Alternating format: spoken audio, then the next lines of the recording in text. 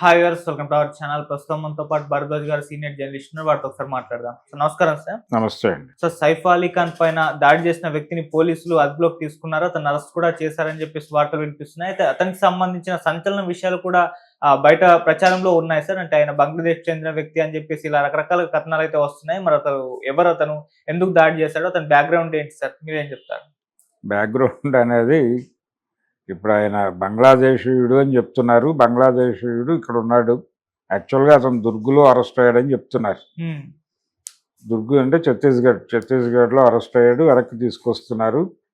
అయితే ఇతను చాలా కాలంగా బాంబేలో ఉంటున్న అటువంటి బంగ్లాదేశీయుడు, ముస్లిం.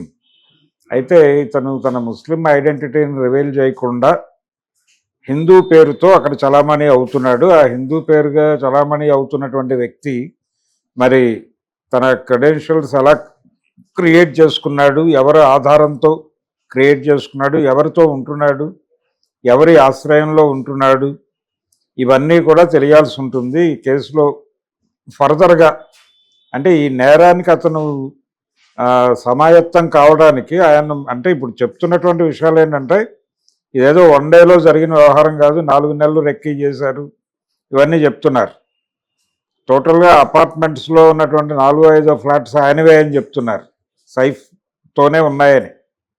అంటే ఆయన తన కుటుంబానికి సంబంధించిన అందరినీ అక్కడే అకామిడేట్ చేస్తున్నాడు అని. ఇది ఒక కొత్త విషయం, కొత్త కోణం. సరే, ఏది ఏదైనప్పటికీ ఆయన ఇంట్లోకి ఒక మనిషి చొరబడి ఈ నేరం చేశాడు అనేది ఎస్టాబ్లిష్ చేయడానికి ప్రయత్నం చేస్తున్నారు. ముందు ఒక వ్యక్తిని చూపించారు, ఫొటోస్ రివీల్ చేశారు. ఫైనల్గా అతను కాదనుకుని ఇప్పుడు కొత్త వ్యక్తిని ప్రవేశపెడుతున్నారు ఆ పాత్రలోకి. ఇతను ముస్లిం కమ్యూనిటీకి చెందినవాడు. ఒకవైపు బిష్ణోయ్ గ్యాంగ్ దాడి చేసింది అనేటువంటి ఒక పుకారు కూడా నడిచింది దీని వెనకాల. అంటే ఇతను సైఫ్ అలీ ఖాన్ ముస్లిం కాబట్టి ఇతన్ని టార్గెట్ చేశారా అనేది ఒకటి గొడవ. రెండోది వీళ్ళది నవాబుల కుటుంబం, పటోడీ గారి కుమారుడు ఆయన. నవాబ్ అలీ పటోడీ గారి కుమారుడు కాబట్టి ఆ రకంగా దాడి జరిగిందా అనేది ఒక విశ్లేషణ నడిచింది మార్కెట్లో. కానీ ఫైనల్గా ఇతను ఈ దాడి ఇతనే చేశాడా అనేది ఇప్పటికీ అనుమానంగానే ఉంది. అంటే పోలీసులు వెరీ ఫస్ట్ డే చెప్పిందేమో బయట నుంచి ఎవరో వచ్చే అవకాశం లేదు అని, లోపల ఎవరో సహకారం అందించుంటారని ఇప్పటికీ నమ్ముతున్నారు. సీసీటీవీ ఫుటేజ్లు ఇవన్నీ మ్యాచ్ కావడం లేదు అని ఒక వెర్షన్. ఆ మెట్లెక్కుతున్న వ్యక్తి వీళ్ళు మొదట చూపించిన వ్యక్తే అని. మరి ఆ వ్యక్తికి ఆ విజువల్స్ మ్యాచ్ అయితే ఇప్పుడు ఈ వ్యక్తితో ఎలా మ్యాచ్ చేస్తారు అనేది ఒక ప్రశ్న. ఈ కొత్తగా అరెస్ట్ అయినటువంటి ఈ బంగ్లాదేశీ ముస్లింతో ఎలా మ్యాచ్ చేస్తారు అనేది ఒక ప్రశ్న.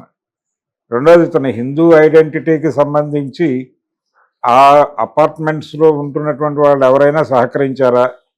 ఇప్పుడు అక్కడ ఉన్నటువంటి పని మనిషికి సంబంధించి ఒకటే సింగిల్ చిన్న గాయమై చేతికో చిన్న బ్యాండ్ వేసుకుని కనిపిస్తున్నటువంటి దృశ్యాలు చూసాం మనం. అంటే వాళ్ళ మధ్య ఏదైనా ఉందా? లేదు. ఇప్పుడు సైఫ్ మీద కూడా కొన్ని ఆరోపణలు ఉన్నాయి. ఆయన ఎవరితోనైనా మిస్బిహేవ్ చేశాడా, చేస్తూ ఉండగా అడ్డుకునే ప్రయత్నం జరిగిందా, ఆ ప్రయత్నంలో భాగంగా ఈ ఘర్షణ జరిగిందా అనే కోణంలో కూడా కొన్ని విశ్లేషణలు నడిచిపోతున్నాయి. అదొక యాంగిల్ మేబీ ఉంటే ఉండవచ్చు. దీంతో పాటు కుటుంబ తగాదాలు ఏవైనా ఉన్నాయా? ఆయన పెద్ద భార్య కుమారుడు అక్కడే ఉన్నాడు, అంటే వాళ్ళ 4 ఇళ్ళు అక్కడే ఉన్నాయన్నప్పుడు మేబీ అక్కడెక్కడో అకామిడేట్ అయి ఉండొచ్చు. ఇది కేవలం ఒక ఫ్లాట్లోనో ఒక ఫ్లోర్లోనో జరిగిన గొడవగా కనిపించడం లేదు, 4 ఫ్లాట్లలో జరిగినటువంటి వివాదంగా కనిపిస్తోంది. దీని తాలూకా రిఫ్లెక్షన్ జనరల్గా ఇలాంటి పెద్ద ఇళ్లల్లో జరిగే క్రైమ్స్లో చాలా సందర్భాల్లో దోషి ఒకరు అయి ఉంటారు, వారి కుటుంబం తాలూకా వారే అయి ఉంటారు, లేకపోతే వాళ్ళకి నైతికంగా ఇబ్బందులు కలిగేటువంటి సందర్భం ఏదో ఇన్వాల్వ్ అయి ఉంటుంది ఈ క్రైమ్లో. ఇలాంటి సందర్భంలో ఏంటంటే ఎవరో ఒకళ్ళని పట్టుకొచ్చి అక్కడ ఆ క్రైమ్ని అనిపించేసి అది క్లోజ్ చేసేసి మిగిలిన విషయాలు వాళ్ళు ప్రైవేట్గా డీల్ చేస్తారు.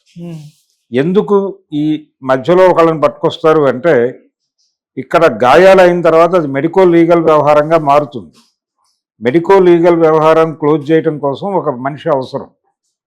ఆ అవసరమైన మనిషిని క్రియేట్ చేశారా, ఈ దుర్గు నుంచి తీసుకొస్తున్న వ్యక్తి మేబీ ఆ పాత్ర పోషించబోతున్నాడా, నిజంగానే ఇతను క్రైమ్ చేశాడా అనేది దర్యాప్తులో తేలాల్సి ఉంది.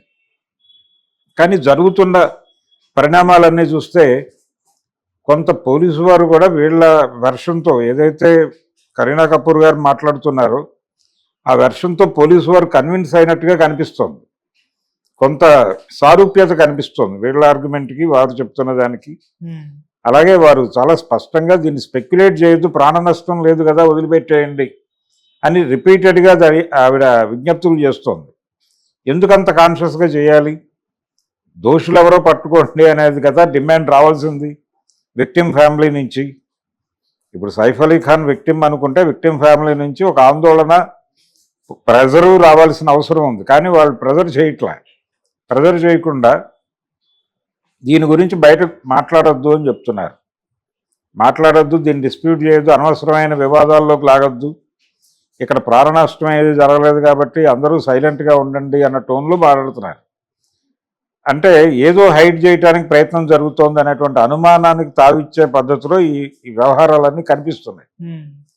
ఆయన ఆరోగ్యం అయితే నిలకడగా ఉందని డాక్టర్లు చెప్పారు. లీలావతి హాస్పిటల్ తాలూకా డాక్టర్లు ఆయన స్పైన్లో దిగినటువంటి ఇది కూడా గాయం అయిపోయింది, అది కంట్రోల్లోకి వచ్చేసింది కాబట్టి ప్రమాదం ఏం లేదు, ఆయన బయటకు వచ్చేస్తాడు అనేది ఎస్టాబ్లిష్ చేసి చెప్పేశారు, అయిపోయింది. కానీ ఇప్పటికీ అనుమానం ఏమిటంటే అసలు జరిగినది బయటికి రావడం లేదు అని.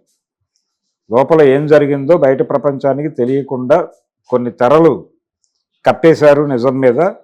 ఈ కప్పేసిన తెరల మీదకి ఒక పాత్రని తీసుకొస్తున్నారు అనేది అయితే అలా అనుకోవడానికి లీడ్ ఇచ్చే పద్ధతిలో ఈ సన్నివేశాలన్నీ జరిగినాయి.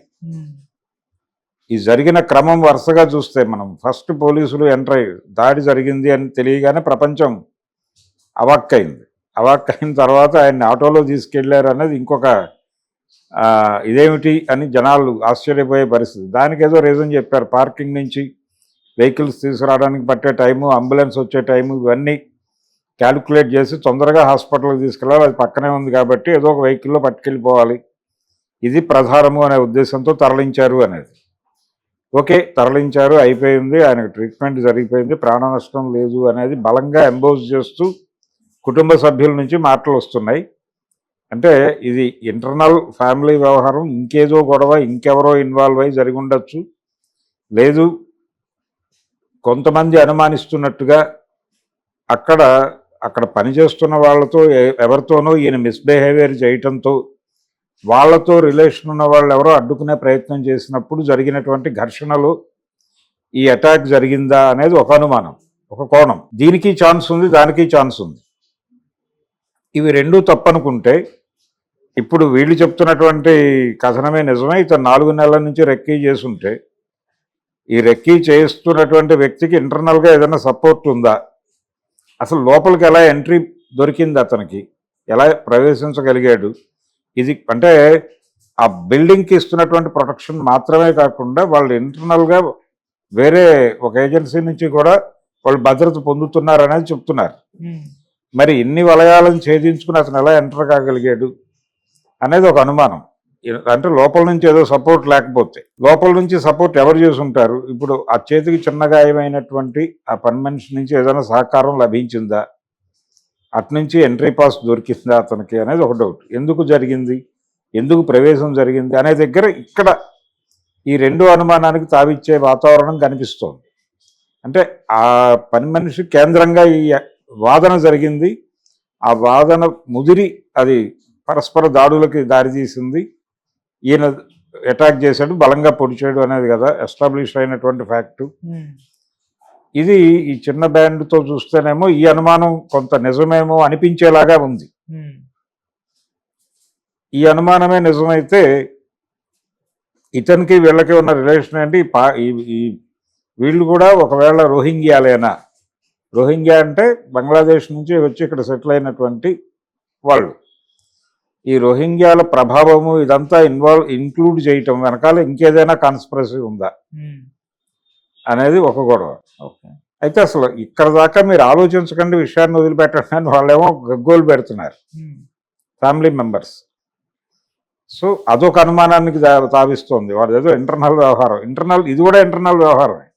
ఇది నైతిక పరమైనటువంటి వ్యవహారం. నైతిక పరమైనటువంటి ఇబ్బందికర సన్నివేశం ఏదో జరిగి ఉండాలి.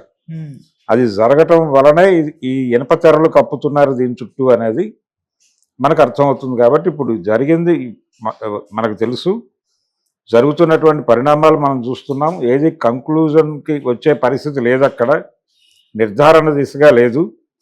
ఇప్పుడు ఈ పట్టుకొస్తున్నటువంటి వ్యక్తి, ఇప్పుడు ప్రొజెక్ట్ చేస్తున్నటువంటి ఈ బంగ్లాదేశీ ముస్లిం హిందూ పేరుతో ముంబైలో చలామణి అవుతున్నటువంటి క్యారెక్టర్ నిజంగానే ఉందా లేదా, ఇది కూడా కల్పిత పాత్రేనా అని అనుమానించే పరిస్థితి కూడా ఉంది. అందుచేత ఈ కేసులో ఫ్యాక్ట్స్ అనేది కాదు, ఇప్పుడు ఇతను దోష కాదా అనేది మనం చెప్పలేం. మనకు ఆల్రెడీ రకరకాల ఇన్సిడెంట్స్ ఉన్నాయి, అనుభవాలు ఉన్నాయి. సత్యంబాబు లాంటి జ్ఞానం ఉంది మనకి. ఆయుష్ మీరా కేసే ఒక ఉదాహరణ. ఎంతమంది మారాడో ఆ కేసులో.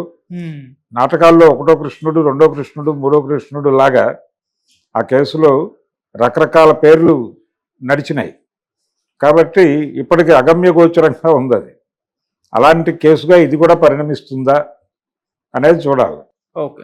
అంటే ఒక పాత సినిమా డైలాగు, ఒక పాత సినిమాలో కృష్ణ గారి డైలాగ్, నేరాలు కప్పిపుచ్చటంలో అంటే కప్పెట్టి పైకి గౌరవప్రదంగా ఉండటం అనేది పెద్ద కుటుంబాల్లో సహజంగా జరిగే పరిణామం అన్నట్టుగా మాట్లాడతాడు ఆయన కృష్ణావతారం అనే సినిమాలో. అలాంటి సన్నివేశం ఏదైనా జరిగిందా అనేది ఒక డౌట్.